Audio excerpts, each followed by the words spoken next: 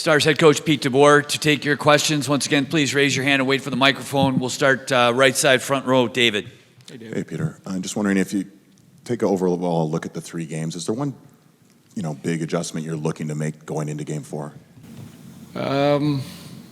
We just keep getting better. I thought Game 2 was better than Game 1, and Game 3 was better than Game 1 and 2. So we just got to keep building our game and trust that it's going to lead to some wins.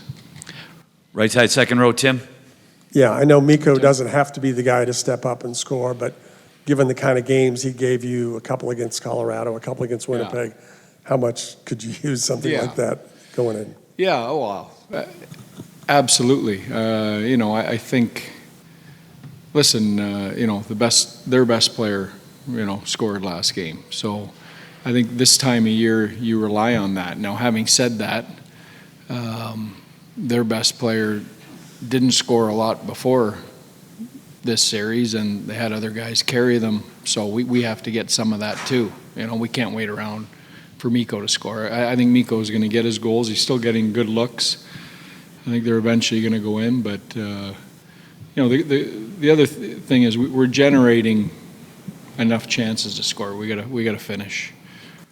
Left side standing, Nick. Hey, Nick. Two-parter. I know you won't go into specifics, but what's the process with Rope from here until game time?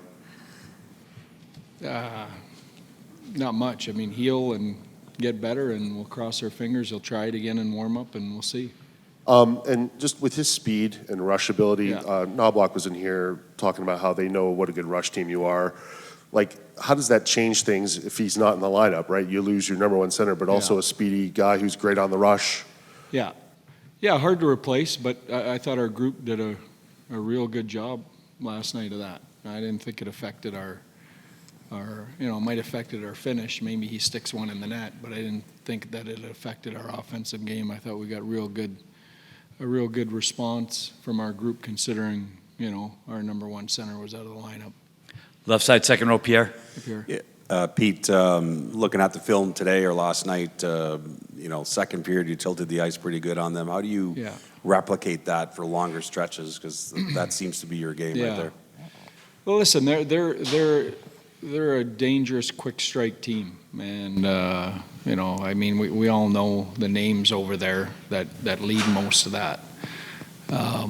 I think probably for me the biggest factor so far in the 3 games has been we're chasing every game. We're behind in every game, pushing for offense, and if you're a couple feet out of position pushing for offense and the puck goes the other way with some of the guys they have over there on the ice, you're in trouble. And I think that was kind of the case last night. I thought, we had a great second period. We're behind in the game, which has been the story for the entire series so far, chasing the game. And when you haven't scored and you're pushing for that goal, they have that ability that they don't need a lot of looks the other way. It's in the back of the net. So we've got to either get a lead or be a little more patient in those situations, knowing how dangerous they are going the other way.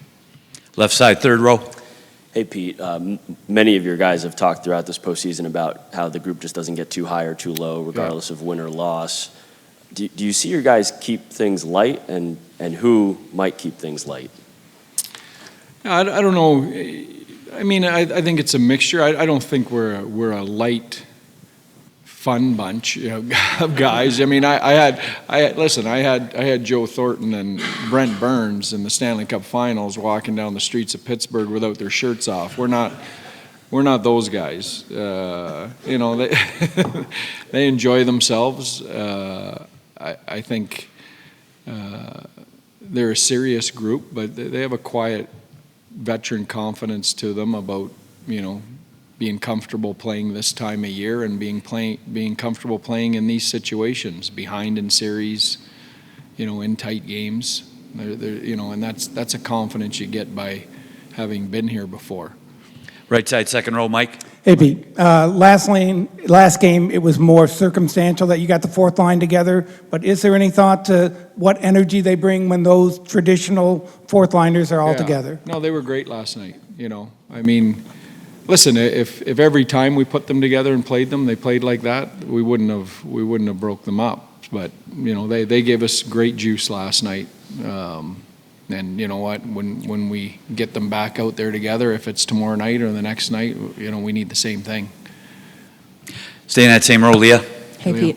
I think Stuart Skinner has probably exceeded expectations for some people in the last couple games here.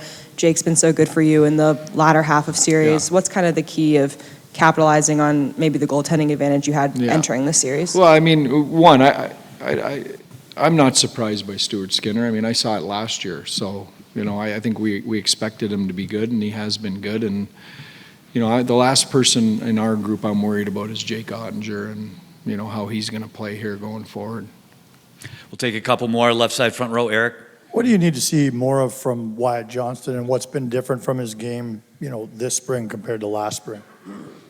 I don't think I need to see anything different. You know, I think, like the rest of our group, I think he needs to feel the confidence of a puck going in. Had a great look last night. Took a puck to the net. I think it went off the post. You know, I think he needs some help with the guys that he's playing with on the ice. He needs some support there. He can't do that alone.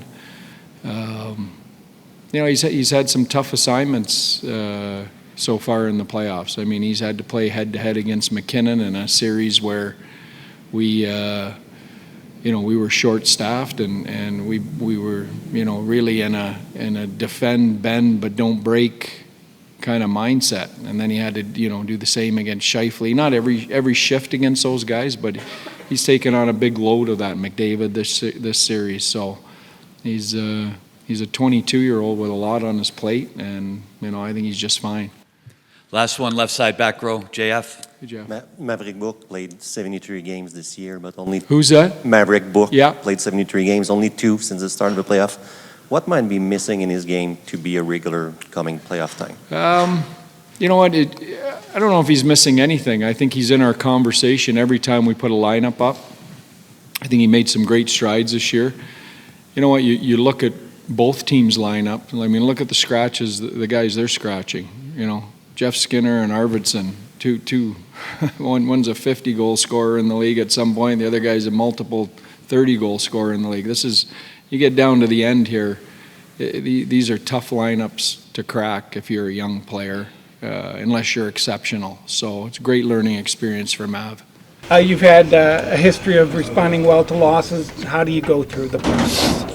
Yeah, it's all part of the, you know, ups and downs of the playoffs. So, you know, that's the great thing about playoff hockey is when, you know, you don't play the game you want to, you get to do it again 48 hours later. So just, you know, I've been in this position before personally, and, you know, I'm just excited to put the gear back on and try to get my best game tomorrow. Go ahead. Your numbers in games 4 and beyond of a series this year compared to 1 through 3 have improved. What do you attribute that to? Does it take time to kind of settle into a series, and how has that worked for you? Yeah, I don't know. It's yeah, obviously I'd like him to be great the whole way through, but They have been pretty good. just trying to play my best hockey down later in the series and, you know, those big games, and I think just for me now I can just pull on the pass. You know, I've been down 2-1 on the road before, and, you know, came out and played a great game and gotten wins. So, you know, I just, you know, flush it and move on. Jake, you talked about after closing out Winnipeg that having Edmonton on the other side made it even better. Obviously, you don't want to be down 2-1. Yeah. But do you love this moment? Yeah, I mean, you know, this is what we wanted all summer and all year after they knocked us out last year. So, you know, it's up to me now to, you know, give these guys my best game tomorrow. And I've been working for this game for, you know, a year to have the opportunity to, you know, beat these guys in here. And so just going to focus on doing whatever I can to have my best game tomorrow. You talk about a year. How do you think back to, or what can you use from that series last year? I mean, they did beat you guys 3 times in a row. Do you think back to things like that? Yeah, for sure. I think you can learn from every playoff run, and you know, I've taken a lot from that, and worked my butt off to get to this point again, and we're still a long way from our ultimate goal, and we've been this close the last 2 years. So we want to take advantage of this opportunity. We've had it 2 years in a row and haven't made the most of it. So it's up to us now. When you think about confidence, I know there were maybe points at times last year coming in. He's scared he's missing rope. Last one. With confidence, do you feel like it's been more steady this season than in past years? I just think I believe that I'm one of the best goalies in the world, and I'm built for a moment like this, and this is what I worked my whole life for. So you let in 6 goals last game, and think about it for 5 minutes and never think about it again, and I think that's one of my best qualities, and now it's just up to me to make sure I can play my best game. This team has had a great reputation of bouncing back. What have you seen in the time you've been here, and how do you guys respond to adversity? Good. Obviously, it's experienced group, so it's we knew it's not going to be easy, and you have a chance to steal a game tomorrow again. Go ahead. Just how different are you with or without Rupe in the lineup? I mean, he's our number 1 center, so obviously you want that guy back, and so he's such a good player. So I'm sure every team would miss him. So yep. The thing is his speed, right? And one of your strengths as a team is the rush. Like when you don't have his speed and that rush ability, is that difficult against an Edmonton? I mean, like I said, we obviously any team would miss him. He's with his speed. He's really dangerous out there. He plays both ways, but yeah, I mean, it's just next guy's stepping up. That's you can't do anything about that. So obviously we want him back. I know you guys felt really good about your game through 2 periods. Is it just a matter of finishing? Is there more to it than that? Yeah, try to obviously finish. That would make things a little bit easier, and still got to be really good defensively and try not to let them any easy goals. When you look at that second period, is there anything you see? Obviously, you guys had great scoring opportunities. What do you guys do? What did you do to get those opportunities, and how do you put them in the net? Yeah, I think we played aggressive. We kept pucks in no zone and got them under the pressure a lot, and that led to some scoring chances. So that was a good period for us. Is there any frustration when you don't score as a team or as an individual? No, it's just going for the next game. Like there's no time to get frustrated right now. We have another chance tomorrow, and let's get ready for that. My apologies if you've been asked this already, but in your time here, what have you learned about Jake Oettinger that has you expecting him to come back and make a mark in this series? I mean, he's been great all whole season long. He gives us a chance to win every single night. So one of the best goalies in the league. So I'm glad to have him. It's I'm just grateful to kind of be in that circle, and I've worked hard to get in this position, and it was exciting to be up here and last year and kind of get that experience, and to have that trust again and being here back again. It's good, and we're in a good spot. We're in the Western Conference Finals again, and just trying to take advantage of the opportunity again. I apologize if it's already been asked, but what does it mean to play in this town? And what were your memories of being an Oilers fan, I guess, growing up? It was cool. It's always fun coming back here, and the energy in the rink is unbelievable. Whether you're playing for the Oilers or not, there's a certain vibe to it. So it's cool growing up. It's fun coming to Oiler games and just watching them play, and watching guys like Chris Pronger play and guys like that. It was fun. So coming back, it's brings back a lot of memories. What does Rope mean to your group? Obviously he's number 1 center, but just in terms of everything that he brings across the board. I mean, he's huge. He's one of the core guys here, and brings a ton of offense, ton of speed. He's been going to the hard areas lately too, and he's been playing really well. So, not having him last game, it hurt us a little bit. But I thought guys, we can try to carry that load, and the forwards try to carry that load a little bit, and we just couldn't put the puck in the net. But yeah. What have you learned about Jake Oettinger and his ability to bounce back?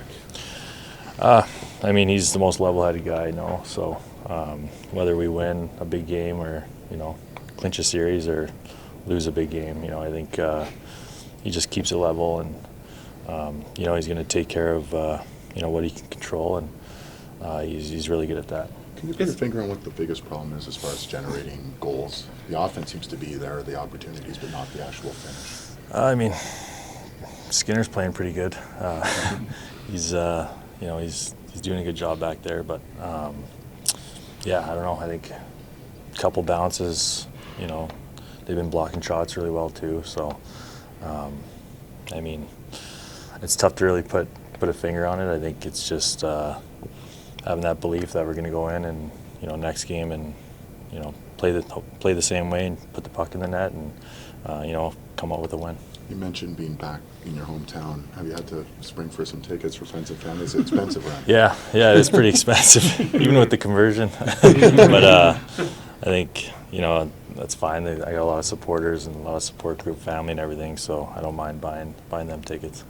Is Jake's attitude unusual? Because for us, he'll talk on game day, he'll joke around with you. It's just, you don't see that from goalies a lot. Yeah, every goalie's different. I played with Roberto Luongo. He's the same thing. He's a very easygoing guy, and game day is the same thing. Just very level-headed, and I see a lot of that in Jake.